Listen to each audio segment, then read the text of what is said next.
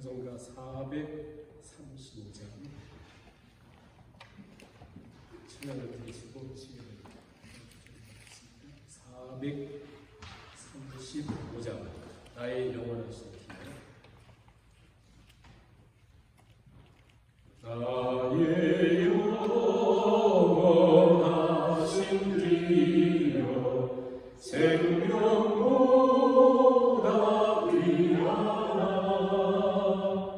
나의 갈 길 바람으로 나와 동행하소서. 주께로 가까이 주께로 가오니 나의 갈 길 바람으로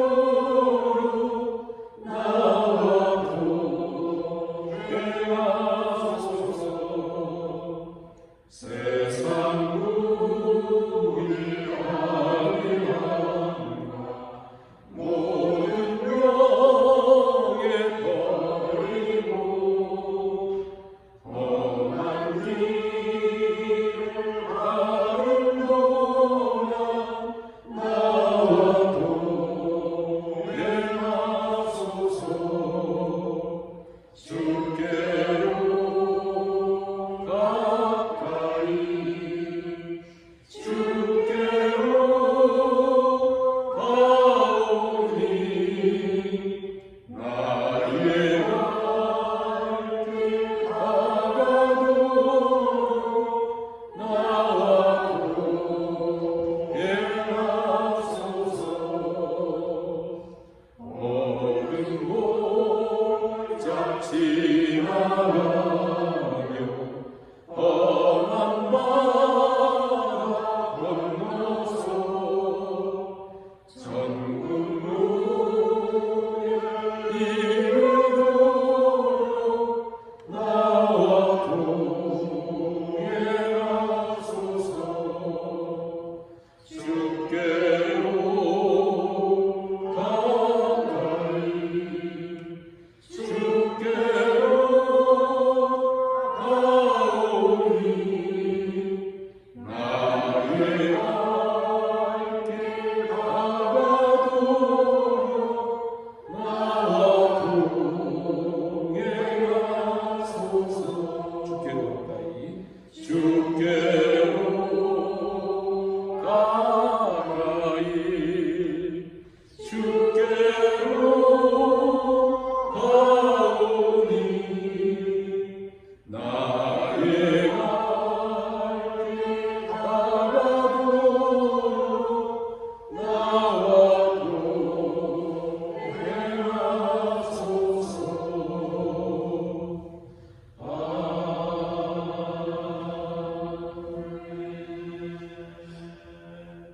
목사님 계시겠습니다.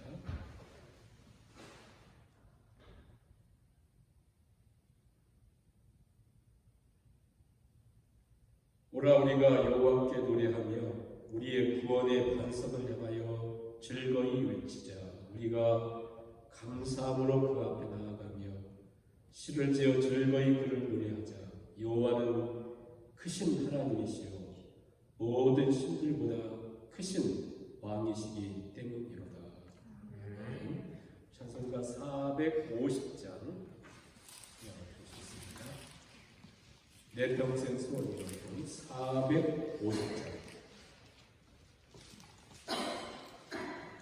내 평생 소원 이 가쁜 주의 하나라. 이 세상 일려하는 날 주 앞에 가리라. 눈같이 헛된 세상 일 취할 것보다 이 수고와 하여도 헛된 것뿐이라.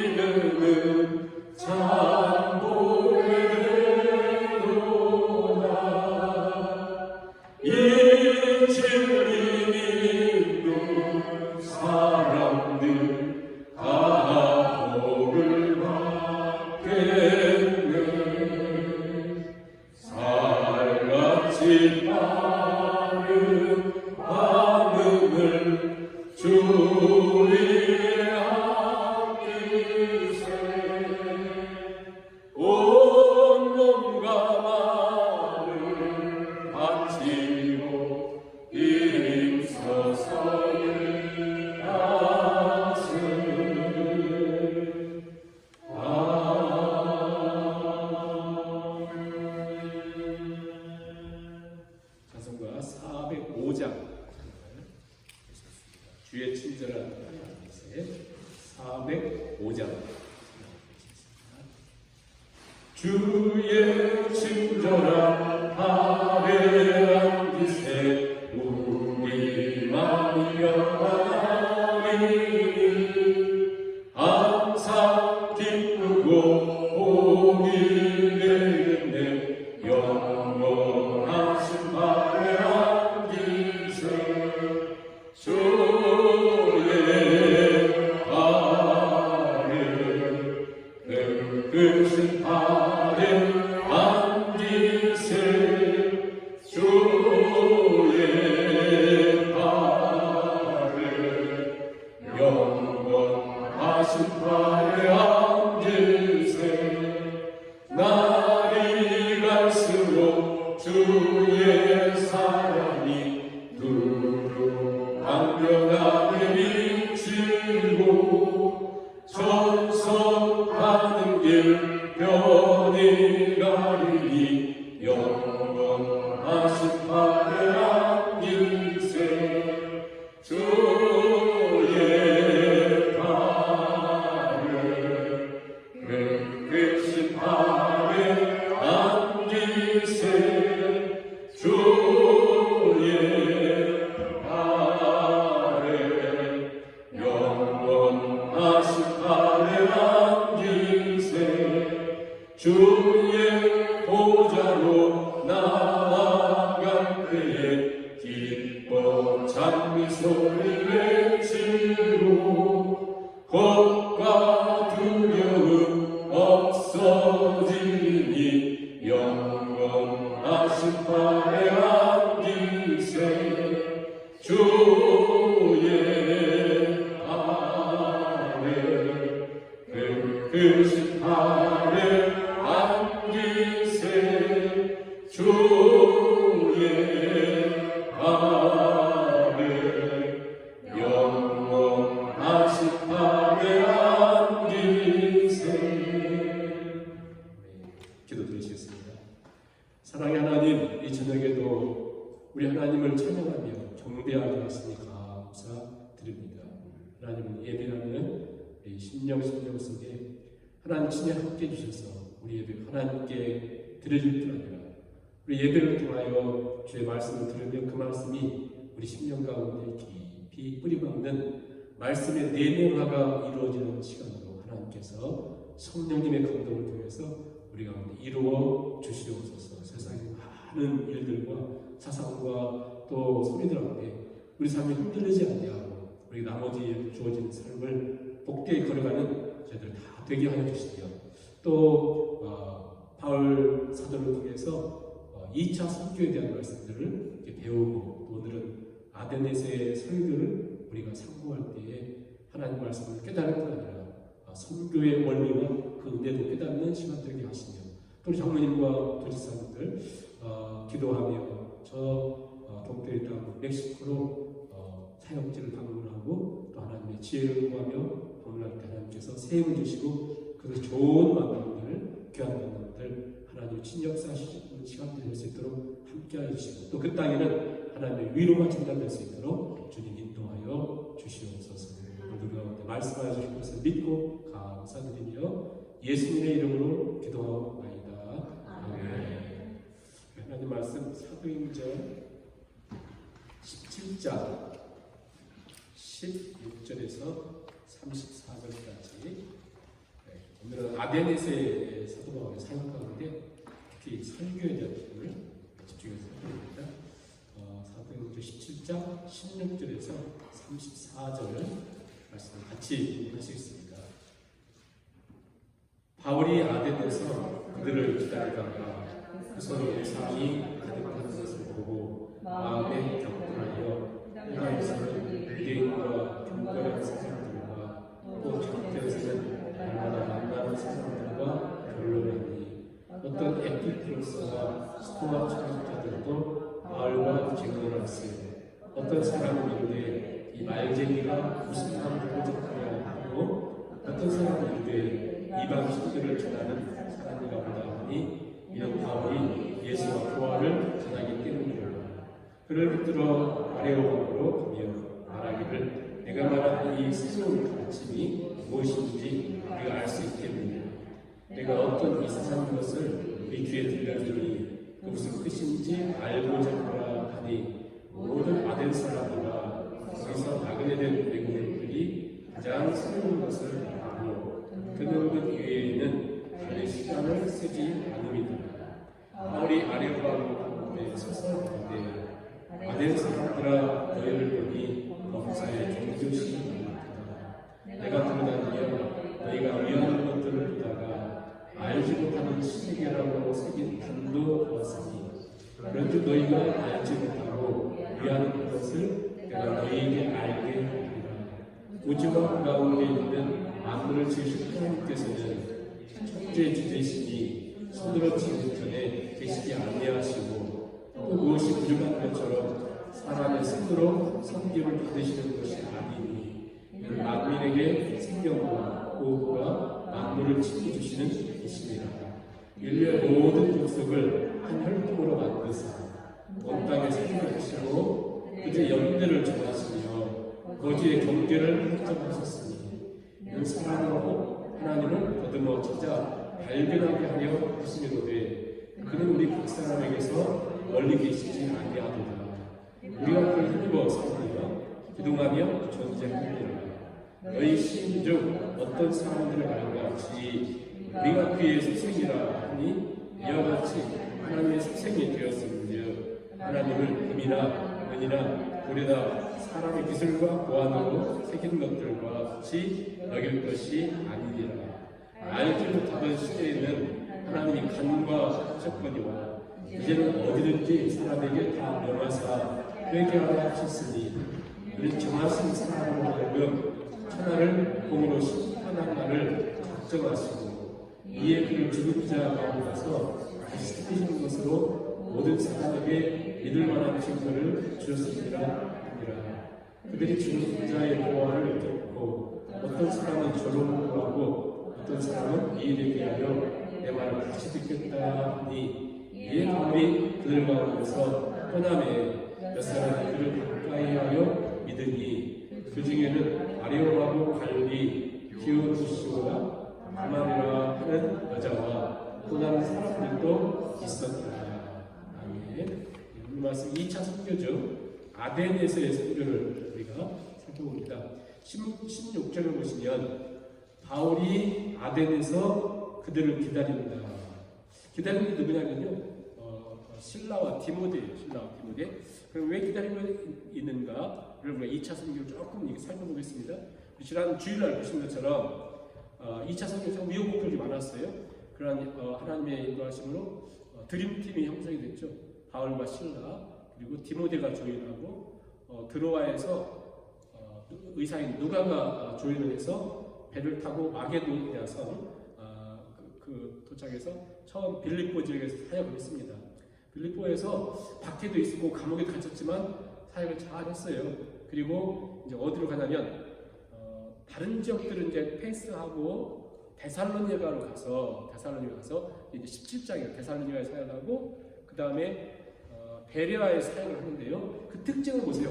바울은 항상 회당에 들려가지고 회당에서 1차적으로 유대인들을 중심으로 구약 성경을 가지고 적극적으로 구약 성경을 가지고 구약 성경을 해석하면서 예수님과 연결을 시켰거든요.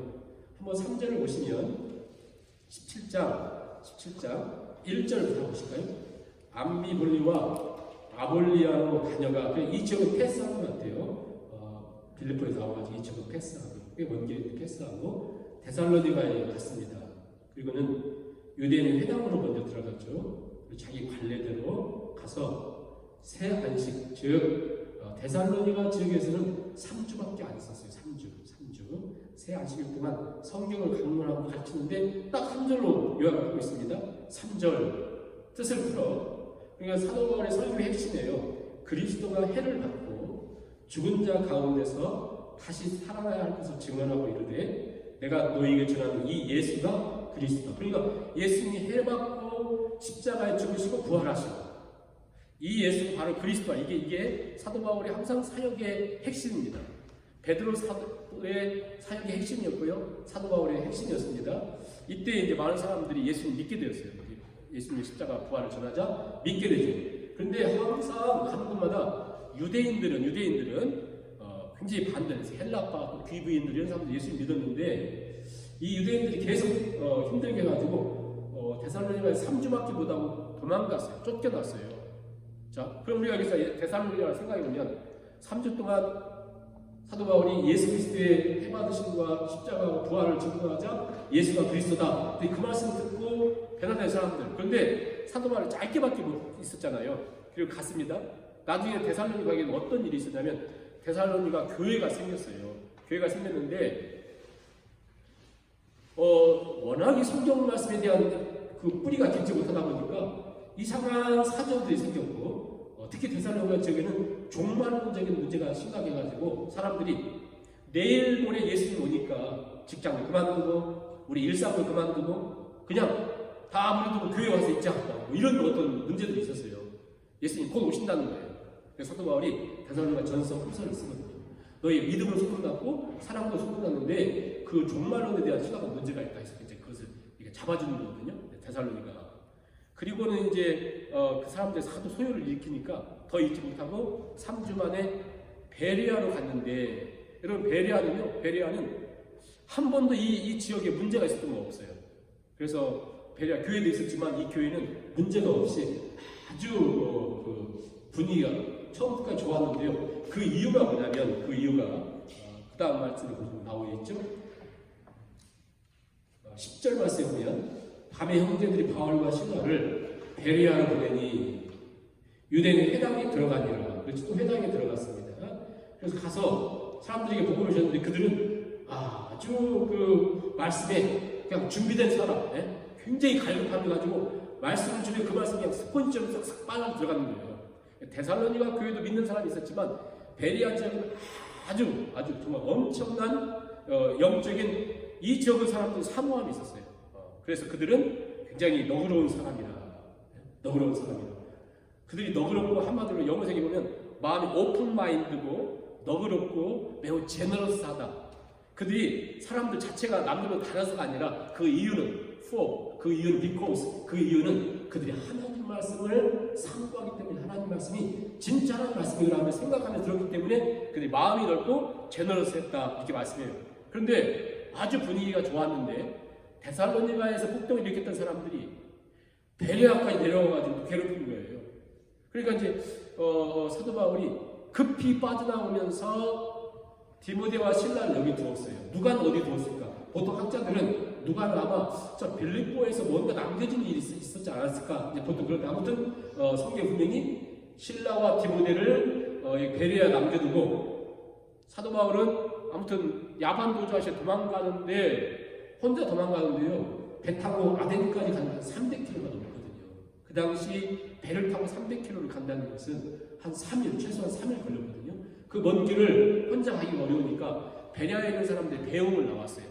이제 힘든 상황에도 배웅 나와서 아덴에 데려다주고 이 사람들 다시 집으로 돌아갔어요. 베레아로. 그래가지고는 사도 바울이 그 아덴에 혼자 남아있잖아요. 그걸 기다리고 있는 상태에 오늘 말씀이 시작된 거예요. 오늘 읽은 16절에. 그래서 그들을 기다리면서 사도 바울이 기다리면서 여기 아덴을 한번 돌아봤어요. 돌아봤는데 여기는 엄청나거든요. 아테네 아니야, 아테네. 여기는 주전 146년에 로마에 의해서 정복을 당했거든요. 근데 로마 장군들이 여기 아덴을 딱 와보니까 이 아덴은 너무 이 고적들과 이런 게 너무 훌륭해요. 문화 이런 것들. 그래서 자기들이 모여가지고 원로원 회의해가지고 이 아덴만큼은 로마와 동맹, 즉 보세요. 그 당시 가장 큰 도시가 로마, 알렉산드리아, 아덴, 안디옥이거든요. 그래서 이 아덴은 로마식으로 학을 하지 않고 너무 이 유적이랑 훌륭하니까 이들의 모든 것을 보존해준다. 자유를 줬어요. 이 아덴만큼은. 굉장히 자유로운 그런 분위기였다라고 생각하시면 되고, 이 아덴은 뭐 우리가 잘 아시는 것처럼 뭐 문화, 철학, 헬라 문화 모든 것의 중심지입니다. 중심지. 로마 이름으로는 아테네를 로마 이름으로는 미네르바, 미네르바. 지혜의 신이다. 지혜의 신. 헬라의 수도이고 학문과 예술의 중심지고 철학의 발상지고 문명의 요람이라. 그 아테네 철학과 문학도 여러 가지 예술을 지금까지도 필적할 만한 것이 없는. 보세요. 소크라테스, 플라톤, 아리스토텔레스 그들이 사도 바울이 가서 사역하기 이전에 400년 전의 사람이거든요. 400년 전에. 근데 400년이 지나왔고 지금 2000년이 지났는데 그들의 철학이 모든 철학의 근본 아니에요. 엄청나게 뛰어났던 그런 지역. 그런데 보세요. 세계 문화유산 1호가 있고 파르테논 신전이 있고 아크로폴리스 아무튼 어마어마한 지역을 사도 바울이 이 혼자 돌아보고 와서는 자 하루 여러분 관광을 짜고 와서 어떻겠어요? 사도 바울은 그걸 보고 야 멋있다 하지 않고요. 굉장히 어려우면서 중요한 얘기인데 사도 바울이 그 한마디를 표현을 이렇게 해요. 16절 끝에 보세요. 그 다 구경한 다음에 마음에 격분하여 사도 바울이 격분했다. 이 격분이라고 하면 파록시도라는 말은 뭐냐면 경련과 발작을 일으켰다. 경련과 발작을 일으킬 정도로 사도 바울이 굉장히 분노한 거예요. 근데 이 파록시도라는 이 분노, 격분이라는 말이 성경에 언제 쓰이냐면 구약 성경이 히브리어잖아요. 히브리어를 이제 헬라 사람들에게 가르쳐주기 위해서 세프티아전트로 기록된 그 말씀에 언제 구약 성경에 이 프록시노라고 하는 격분했다는 말이 쓰이냐면 하나님 백성 이스라엘 백성들이 우상 섬길 때 이때 하나님이 질투했다. 격분했다. 왜? 하나님을 섬겨야 되는데 우상을 섬길 때 하나님 격분했던 거거든요. 그럼 사도 바울이 그 지역을 보면서 격분했습니다. 그럼 가만히 생각해 보세요. 이게 왜 이렇게 중요하냐면 우리 격분하지 않거든요. 우리가 언제 격분하냐면 바울과 실라가 빌립보 감옥에서 매맞고 그곳에서 밤새도록 피 철철 흘리고 그곳에 있으면 그때 우리 격분하거든요. 사도 바울은 그때 찬양했습니다. 그렇죠? 그리고 지금 엄청난 문화 유적지를 보면서 사도 바울 마음속에는 하나님이 만들어진 그 격분, 하나님 마음, 하나님께 영광을 돌려야 될 이 엄청난 문화 유적지 다 우상 섬기는 거거든요. 그래서 그 역사학자도 얘기한 것처럼 그 당시 아데네는 사는 주민들 숫자보다 우상들이 더 많았다. 어떻게 문화와 철학으로 똘똘 뭉친 사람들, 그렇게 뛰어난 사람들, 그 아테네 길을 걸어가는데 10m를 걸어가는데 철학자를 한 명도 못 만나면 그건 있을 수 없는 일이다. 그러니까 만나는 사람들 다 철학자인 그런 도시가 다 우상을. 왜 그랬을까? 왜 세계 무슨 철학과 그 지성인들이 모든 우상을 이렇게 만들었을까라고 하는 것이죠.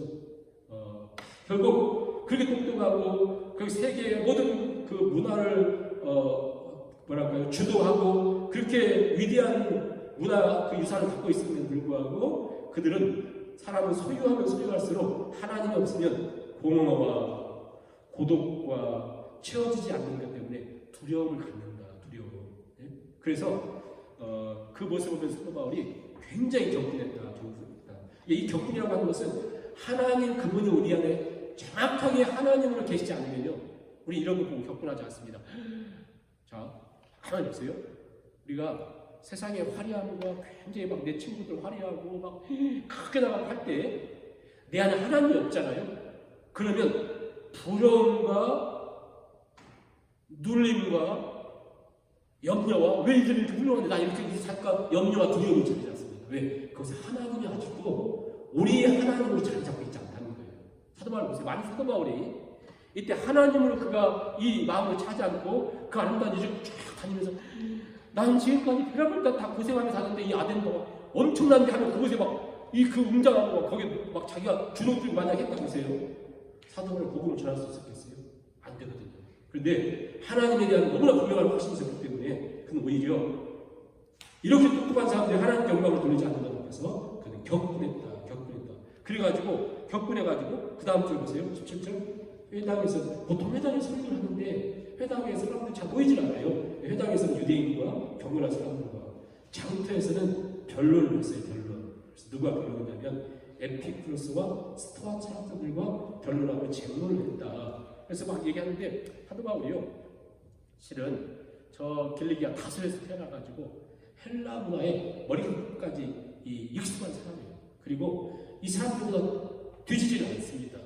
그러니까 자기가 뭔가 아무튼 뭔가 이 자기가 다 알고 있는 거거든요. 그러니까 막 질문을 하고 또 토론도 하고 하는데 절대 지지 않아요. 워낙 꼼꼼한 사람이니까. 근데 하다가 한 번 예수님의 십자가 부활을 얘기하니까 보세요. 에피크로스 스토아과는 그 당시 헬라 학파의 양대 기둥이잖아요. 이 에피크로스 학파는 여러분들 잘 아시는 것처럼 학교에서 배웠잖아요. 이 쾌락을 행복이란 뭐냐? 쾌락 추구거든요. 처음에는 정신적인 쾌락을 생각했는데 나중에 결국 육체적인 쾌락만 추구했어요. 왜냐하면 신이 있다. 신. 굉장히 여기 다 신들이 많잖아요. 신은 있는데 신이 우리에게 관심 갖지 않고 신은 따로 노는 악마들, 타자. 신은 타자예요. 그분을 예배할 필요도 없고 그럼 우리에게 복들 주지 않고 그냥 타자. 그러니까 그냥 우리가 있어요. 그냥 우리가 중요해요. 그리고 우리가 죽으면 영혼도 죽어요. 그렇기 때문에 저 부활이라든가 이런 거 제일 싫어하는데 사도바는 갑자기 부활과 예수님 십자가 얘기하니까 그리고 한 번도 들어보지 못했던 것을 얘기하거든요. 그들이 궁금했어요. 이 에피크로스 학파가 스토아 학파는 제논이라는 사람이 만들었는데 이 제논과 그 수제자가 둘 다 자산이었거든요. 그들은 오히려 여기는 행복을 위해서 에피크로스는 쾌락을 추구한다면 스토아 학파는 행복을 위해서 억제 그리고 로고스 여기서 이제 노스티시즘 그 영지주의가 나오게 됐는데 그들은 새로운 학문, 새로운 생각, 새로운 신상 이런 걸 굉장히 좋아했어요. 그래서 이 두 학파가 굉장히 관심 갖는 건 두 가지입니다. 그들의 유일한 관심은 두 가지였어요. 그것을 사도 바울이 정리했는지 성경의 저자인 누가가 정리했는지 모르지만 두 가지 다 정확하게 정리를 했어요. 자, 그러면 그 당시 그 철학자들이 추구했던 건 뭐냐? 19절 보세요. 19절 첫 번째. 바울을 붙들어가지고 아리오가로 가며 말하기를 네가 말하는 이 새로운 가르침이 무엇이냐? 우리가 알 수 있을까? 네가 말하는 지금 부활과 18절 나오잖아요. 예수의 부활. 그러니까 그 부활에 대해 새로운 것이 뭔지 알 수 있겠느냐? 20절 보세요. 네가 어떤 이상한 것을 우리 귀에 들려주니 그 무슨 뜻인지 알고자 하는 그들은 정말 학문에 대한 알고자 하는 게 굉장히 많아. 알려달라. 너 뭔가 새로운 거 얘기한다. 그러니까 알고 싶다. 두 번째는 뭐냐면요. 21절이에요. 모든 아덴 사람과 거기서 나그네된 외국인들이 가장 새로운 것을 말하고 듣는 것 외에는 새로운 것 말하고 듣는 것 외에는 달리 시간을 쓰지 않았다. 그들은 새로운 것 아니면 절대 관심 갖지 않습니다. 항상 새로워야 돼요. 계속 새로운 걸 추구했거든요. 사도 바울이 와서 부활과 예수님의 죽음과 또 부활 이런 거 얘기하니까 새로운 거네. 그래서 얘기해달라는 거예요. 얘기해달라는 거예요.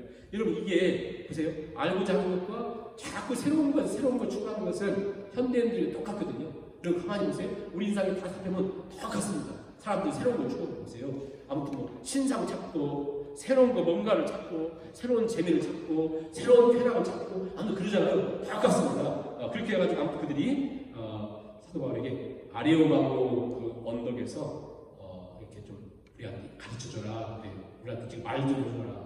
이것에서 소크라테스가 사형 언도를 내린 것이거든요. 그 아리오마고 거기 다 이제 해가지고 사람들 딱 있어요. 그랬더니 사도 바울 설교를 합니다. 지금까지 사도 바울은 가는 그 회당에서 설교를 항상 어떻게 했냐면 구약 성경을 인용해서 구약 성경을 예수님과 연결해서 해석을 했어요. 그런데 이 아덴에서는 전혀 다른 설교를 합니다. 그리고 보세요. 사도 바울이 여기 후에 또 도망가가지고 고린도에 가서 한 1년 6개월 동안 사역을 해요. 설교를 구체적으로 이렇게 길게 설교가 없어요. 나중에 또 이제 3차 설교를 에베소에서 3년을 설교해요. 가르쳐요. 사도 바울이 이렇게 길게 설교한 내용이 없어요. 그럼 왜 여기 아덴에서 했던 설교를 이렇게 길게 장황한 설교를 기록할까요? 앞으로 사도 바울이 이방인들 헬라인들을 중심으로 설교할 텐데 모든 설교의 요약은 이렇게 할 것이다. 라고 하는 것을 샘플로 보여주는 거거든요. 굉장히 중요한 내용을 갖고 있습니다. 사도 바울의 이 아덴 설교. 자, 어디서부터 접촉점을 찾냐면 이들은 구약 성경이 전혀 모르니까 구약을 해석할 수가 없잖아요. 어떻게 하냐면 내가 쭉 다녀보니까 우상이 굉장히 많았는데 그 중에 한 우상 가운데 우상이 있는데 알지 못하는 신에게 이렇게 쓰였던 알지 못하는 신. 여러분 왜 알지 못하는 신이라고 썼을까요? 그들은 모든 것을 알아야 되는데 우리가 모르는 가운데 죽을 수도 있고 우리가 모르는 가운데 그들 신이 뭐 바카스 신이니 뭐 지혜의 신 바카스 무슨 뭐 제우스 신 뭐 모든 게 신이잖아요. 스토아파들이 범신론인 것처럼 그런 것처럼 신이 많은데 그들이 혹시 우리가 잘못해서 신 하나를 잊어버리면서 할 수 있을까 해서 모르는 신에게라고 하는 걸 붙였다는 거예요. 사도가 여기서부터 시작해요. 너희들 모르는 신이라면 있지 내가 신을 가르쳐 줄게. 너희들 모른다고 했는데 그 신을 가르쳐 줄게 하면서 하나님을 소개해 봅니다. 23절 보시면 내가 들었던 일이요 너희가 위하는 것들을 보다가 알지 못하는 신에게라고 새긴 단도 보았으니 그런즉 너희가 알지 못하고 위하는 것을 내가 너희에게 알게 하리라. 근데 하도 알고 싶어 하니까요 내가 알려주겠다. 그래 알려주겠다. 그러면서 사도 바울 첫 번째 설교 그들에게 적극적으로 얘기한 다음에 참 너희들은 그 종교심이 참 많다. 이거 뭐 비건이 아니라 칭찬이에요. 너희들 참 이 종교를 알고 싶어 하는구나. 이게 칭찬한 다음에 무엇을 얘기하냐면 우리 하나님은 자 너희들 모르는 것인데 알려줄 텐데 우리 하나님은 창조주시다. 하나님은 창조주시다. 하나님은 창조주시다. 하나님은 창조하신 분이시다. 두 번째는 뭐예요? 그 창조하신 분은 에피크로스 학파들이 얘기했던 것처럼 멀리 떠나 계신 분이 아니라 그분은 창조하신 세계를 관리하시는 분이시다. 관리하신다. 다스리시고 관리하신다. 그리고 관리하신 하나님은 관리만 하는 것이 아니라 공급하시는 섭리하신 하나님이신데 그분이 우리에게 모든 걸 공급해 주신다. 그래서 그 공급하는 것에 힘입어서 우리가 살아야 되는데 하나님 공급해 주시는 것에 가장 하이라이트는 뭐냐면 그분 독생자 예수님을 주셨다. 그래서 그분의 부활하심과 그분의 심판자로 오신 사실을 믿어야 된다. 이렇게 설교합니다. 이렇게 요약을 해드렸습니다.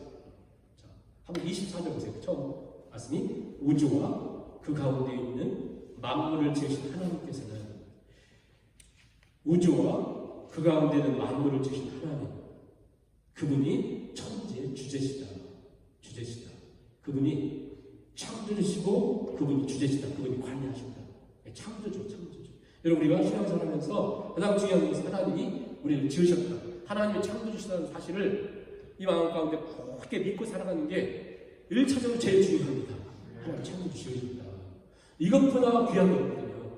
왜냐하면 모세를 통해 하나님이 태초에 하나님 천지를 창조하시니라 이 말씀을 언제 제일 먼저 그 이스라엘 백성들에게 주냐면 출애굽을 해가지고 광야에서 어떻게 살지를 모르는 그들에게 내일을 어떻게 살지 모르는 그들에게 하나님이 창조주시다. 그걸 가르쳐줬고 가나안 땅에 들어가서 칠족들을 내라고 싸워야 되는데 그들에게 가장 먼저 그들에게 늘 외우게 했던 것이 뭐냐면 태초에 하나님이 천지를 창조하시다. 창조주시다. 하나님이 우리를 지으셨다. 하나님이 우리를 지으시다. 그리고 우리를 주재하시고 인도하시는 분이시고 그분이 우리에게 이 모든 것을 주시는 분이시다. 25절 보겠습니다. 또 무엇이 부족한 것처럼 사람의 손으로 섬김을 받으시는 것이 아니니 이는 만민에게 생명과 호흡과 만물을 친히 주시는 분이시다. 하나님이 지으신 사람들에게 생명도 주고 호흡도 주고 만물을 친히 주시는 분이시다. 그러니까 너희가 생각하는 것처럼 그 하나님이 그 신이 멀리 있는 것이 아니라 이제 하나님이 가까이 계신 일반 계시로 접근합니다. 그리고 뭐라고 하냐면 27절 가만히 보세요. 보시면 이는 사람으로 꼭 하나님을 더듬어 찾아 발견하게 하시는 거예요. 자, 그들에게 무슨 뭐 섭리라든가 하나님의 무슨 선택이라든가 얘기하면 안 되잖아요. 모르니까. 그러니까 너희들 하여금 너희들 상식에서 그들을 더듬어 찾게 하시는데 보세요. 더듬어 찾게 하는데 그분이 멀리 계신 데가 찾을 수가 없잖아요. 너희 일상 속에서 그분을 더듬어 찾고 계시면 너희가 더듬어 찾으면 반드시 너희가 어디를 더듬어 찾듯이 너희들이 어디를 더듬어 찾든지 그분은 항상 그분이 너희가 하나님을 더듬어 찾으면 그분이 나 여기 있다면 가까이 계신다는 거예요. 네, 가까이. 그래서 가만히 보세요. 하나님을 더듬어 찾아 발견하게 하는 게 그는 우리 각 사람에게 멀리 계시지 않는다. 그분이 가장 가까이 계셔서 우리가 이렇게 말씀을 듣고 하나님 찾아야지 그러면 하나님이 우리 가까이 계시면 내가 여기 있어 하신다. 이게 무슨 얘기냐면 이게 우리 식으로 성경을 풀어서 얘기하자면 자 너희가 하나님 말씀을 듣고 내가 지금 전하는 사도가 얘기하거든요. 말씀을 듣고 너희도 지금까지 몰랐는데 우리가 잘못 살았네요. 하나님 잘못 살았으니까 하나님은 바로 내가 용서해 줄게 바로 가까이 계시면 용서해 주시고 하나님 제가 지금까지는 창조자 하나님 믿지 못하고 관리하신 하나님 믿지 못하고 세상에 하나님 늘 주눅들어 살았는데 우리 하나님 창조주시고 하나님 믿고 살아야 되겠네요. 라고 고백을 하나님 오늘도 새 힘을 주시는 분이셔. 가까이 계셔서 가까이 계셔서 그래서 그분이 너무 가까이 계시다 보니까 28절 보세요. 우리가 그를 힘입어 살며 우리가 그분을 힘입어 살며 기도하며 존재하는 날 그분 때문에 산다. 그러면서 성경을 인용하지 않고 그들이 다 알고 있는 시인의 시를 인용해요. 기가 막히죠. 그들이 그 사도바울을 다 알았어요. 헬라 문화 잘 아는 사람이거든요. 그들의 시인의 말을 인용하면서 너희 가운데 어떤 시인이 얘기했던 것처럼 우리는 그의 소생이라 했잖아. 우리는 신의 소생이라고 했잖아. 이와 같이 우리는 하나님의 소생, 하나님의 자녀, 하나님의 백성이야. 너희가 하나님 믿으면 이 하나님을 붙들면 너희는 하나님의 백성이야 라고 선포한 다음에 그다음에 뭐라고 하냐면 굉장히 이제 결론은 BCD 안동에서 설교했든지 사도 베드로가 예루살렘에서 설교했든지 또 바울이 다니면서 회당이나 이런 걸 설교했든지 접근 방법은 다르지만 항상 결론은 똑같습니다. 뭐죠? 오직 예수 그리스도의 저주받으심과 십자가의 죽으심과 부활을 통해서만이 구원이 있고 반드시 그분의 심판이 있다. 이게 모든 결론이에요. 우리의 구원은 다른 걸로가 아니라 오직 우리가 이방 사람이든 유대인이든 누구든 예수 그리스도의 십자가를 통해서 그분의 부활하심과 부활로 우리는 부활했고 그분을 통해서 구원을 얻는다는 사실을 이거 흔들리면 다 흔들리는 거예요. 없어요. 이거 없으면 우리 신앙에 이거에 굳게 세워지면 안 되는데 헬라인들도 마찬가지라는 거예요. 그래서 30절에 이렇게 선포합니다. 다 설교한 다음에 알지 못하던 시대에는 하나님이 간구하셨거든요. 너희가 전혀 알지 못할 때는 하나님 그냥 지나가셨지만 이제가 기다려 사도 바울이 얘기할 이제는 자기가 설교를 선포할 때도 이제지만 더 중요한 이제는 하나님이 독생자 예수님을 보내신 이제 하나님 보내셨다 독생자를. 그래서 이 독생자가 보냈기 때문에 다 명하사 회개하라 하셨으니 이는 정하신 사람으로 하여금 천하를 공의로 심판한 날을 작정하시고 이 그를 예수님을 죽은 자 가운데서 다시 살리신 것으로 모든 사람에게 믿을 만한 증거를 주셨습니다. 오직 전에는 예수님 공체는 그래도 간구하셨지만 이제 예수님이 오셔서 십자가 지시고 부활하시고 심판주로 계신 이 사실을 들은 이후로부터는 이분을 힘입어 살지 않으면 그는 살 길이 없다. 살 길이 없다. 이렇게 선포를 한 거죠. 선포를 하고 예수님의 부활과 심판을 얘기했잖아요. 결론적으로. 그리고 설교를 딱 끝냈더니 사람들의 반응을 보세요. 사람들의 반응. 자, 반응 전에 저도 이번 전까지는 신학교에서 배운 것처럼 아데네스의 사도 바울의 설교는 또 사역은 실패했다. 늘 그렇게 생각했거든요. 왜냐하면 거의 한 70% 이상 성경학자들은 아데네스의 바울의 사역이 실패했다고 하거든요. 근데 이 말씀을 들으면서 실패했다고 하면 안 된다. 사도 바울의 사역을. 그리고 아무튼 우리가 함부로 판단해서 안 되겠다는 생각이 든 것이 뭐냐면요. 자, 왜 성경학자들 실패했다고 얘기하는지 아세요? 한 4-5가지 이유가 있고 첫째, 보세요. 별로 사람들이 예수 믿는 사람 별로 없어요. 둘째, 사도 바울의 아들을 바로 떠나버려요. 그런데 다른 데서 떠날 때는 다 핍박받아서 죽게 되니까 도망가서 떠났거든요. 근데 아들은 누가 핍박하는 사람이 없었어요. 근데 그냥 떠나거든요. 떠났다. 그리고 세 번째, 아덴에서는 교회가 안 생겼어요. 여기는 그냥 믿는 사람이 없어서 교회가 아직까지 안 생겼어요. 그래서 아무튼 이런 여러 가지 이유로 사도 바울 아덴에 실패했다. 그리고 또 사도 바울이 워낙 헬라 문학과 철학적으로 뛰어나가지고 자기 지식으로 결론을 했기 때문에 그랬다고 이렇게 하는데 오히려 또 다르게 우리가 보면서 중요한 건 뭐냐면 이 사람들의 반응을 보세요. 3가지 반응이 나타났어요. 사도 바울이 이렇게 설교했더니 아레오바고에서 설교했더니 첫째 32절 보세요. 그들이 죽은 자의 부활을 듣고 조롱했어요. 조롱했다는 말은 마치 소돔과 고모라의 사위들이 이렇게 조롱했잖아요. 어디 심판이냐고 했던 거 그 말이거든요. 조롱했다는 사람이 어떤 사람들은 어떤 사람들 그리고 두 번째는 어떤 사람이 이에 대하여 다음에 다시 들을게 그랬어요. 이 사람들 다시 들을 수 있는 기회가 있었을까요? 없었어요. 그 다음 바로 말씀하세요. 이 바울이 그대로 떠났다. 그리고 아덴에 교회가 생기지 않았고 다음에 그렇게 했던 사람들은 그냥 그대로 그들의 인생이 끝났어요. 다음은 없어요. 이 두 가지만은 아주 극소수 사람만 예수를 믿었습니다.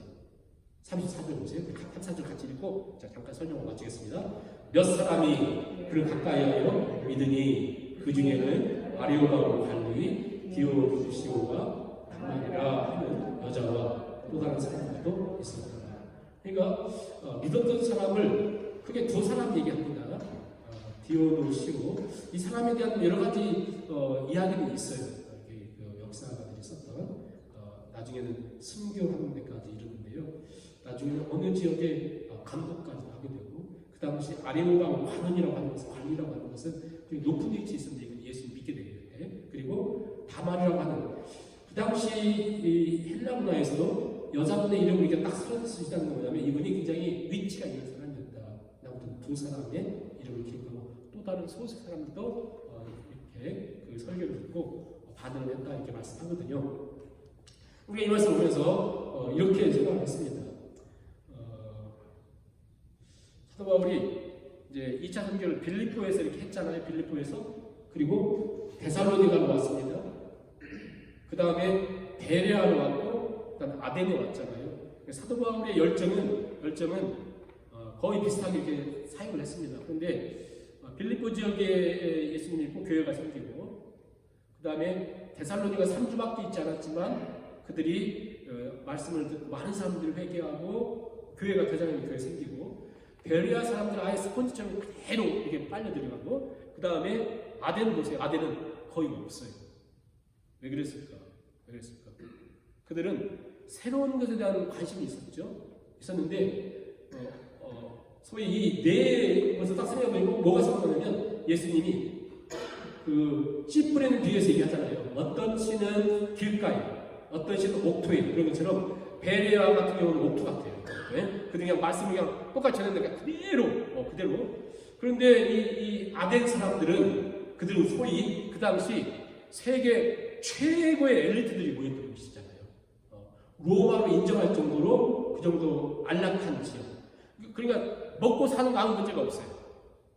매일 그 아래하고 그 언덕에서 모여가지고 계속 형이상학적인 거 막 토론하면서 지내던 사람들. 그래서 바울이 또 얘기하고 새로운 것에 들었던 그들은 어떻게 들었을까? 베레아 사람들과 비교해보면 그들은 그래 하나님 말씀 그렇구나 이게 들었을까요? 아니요 나 이렇게 듣다 생각해요. 이렇게 하면서 얘기한 거 그냥 들어볼게. 얼마나 잘하는지 얼마나 새로운 건지 우리가 알고 있는 것과 다른 점 한번 우리가 들어볼게 했던 사람들은 예수를 믿을 수가 없는 거죠. 비록 여기 소수 사람이지만 이곳에서 디오노시고와 다말이라고 하는 여자분이 이름이 기록된 이유가 뭘까? 뭐 답은 잘 모르겠어요. 아무튼 굉장히 중요하니까 이름을 기록을 했었을 텐데 그리고 또 이 디오노시고라는 사람은 나중에까지 어떤 교회의 감독과 굉장히 중요한 일을 하다가 순교했다는 데까지 알려지거든요. 위대한 사람이니까 이렇게 썼다고 하지만 다말이라는 건 잘 몰라요. 여자분이 기록하고 있거든요. 왜 그랬을까 생각해볼 때 이런 생각이 들잖아요. 이 아덴이라고 하는 지역은 전혀 하나님 말씀 들을 준비가 안 돼 있었어요. 전혀 분위기도 그들은 관심이 별로 없어요. 그냥 학문에 한 10,000가지 땅 우리가 한 9,100개 아니까 한 가지 얘기해봐 이런 식이었지 이들이 복음에 대한 그런 관심이 별로 없었거든요.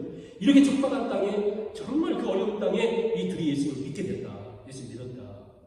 나중에 우리가 주님을 만날 때 다들 난 어디서 예수 믿고 난 한국에서 어떻게 하다가 믿고 그랬을 거 아니에요.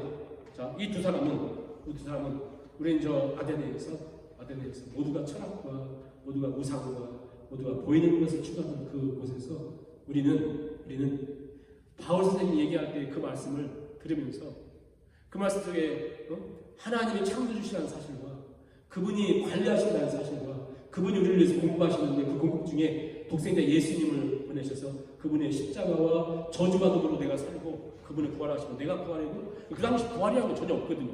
그들의 사고 속에는 그런데 그 불안된 메시지를 들으면서 그게 내 일로고 난 그때 예수 믿었습니다. 그럴 거 아니에요. 우리도 척박한 세상 속에서 이 두 사람들과 같이 하나님을 사랑하고 하나님을 의지하고 하나님 붙들고 어떤 상황에도 예수는 그리스도시다. 예수님이 우리의 힘이시고 능력이시다라고 하는 이 사실을 늘 담대하게 선포하고 세상 앞에 흔들리지 않고 저도 얘기하기 좀 부끄러워요. 왜냐하면 사도 바울이 그 도성을 보면서 경건했다 이 얘기가 너무나 찔려요.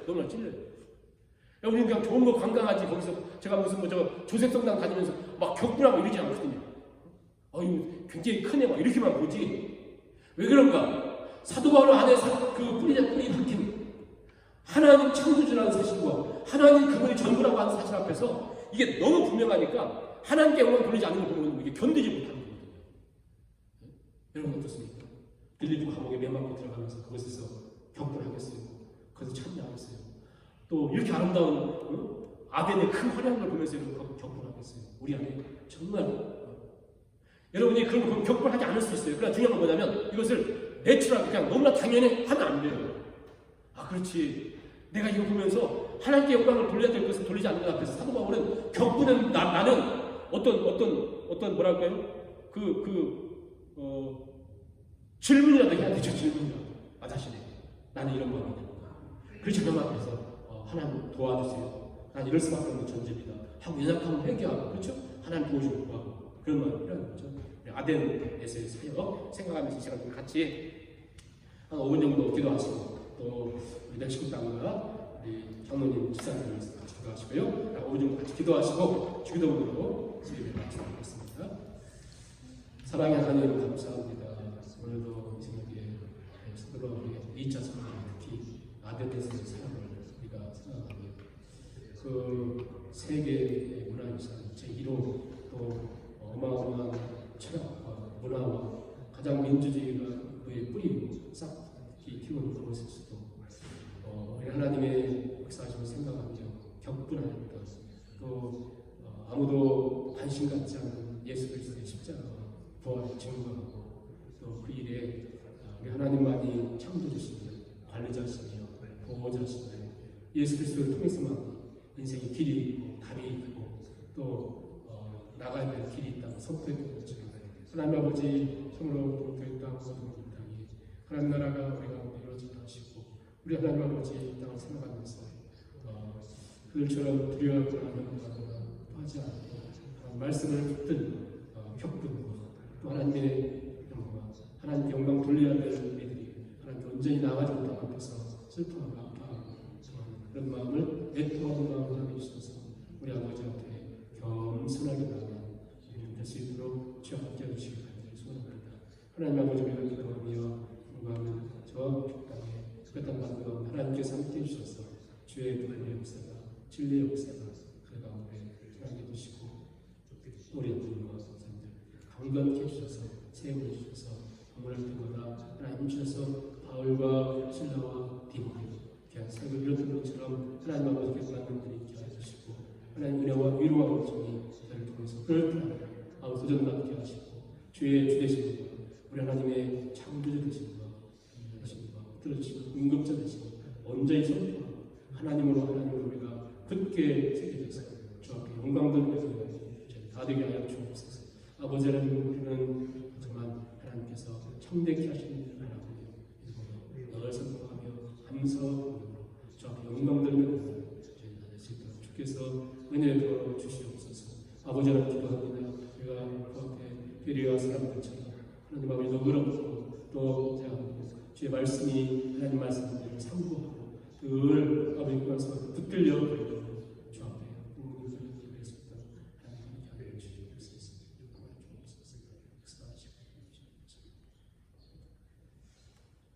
하늘에 계신 우리 아버지여 이름이 거룩히 여김을 받으시오며 나라의 임하옵시며 이 세상에서 이루어진 것 같이 하늘에서도 이루어지리라. 오늘 우리에게 이름을 정하시면 주옵시고 우리가 우리에게 죄진 자를 사하지 않고 우리 죄를 사하여 주옵시고 우리를 시험에 들게 하지 마시고 다만 악에서 구하옵소서. 우리에게 나라와 권세와 영광이 아버지께 영원히 있사옵나이다.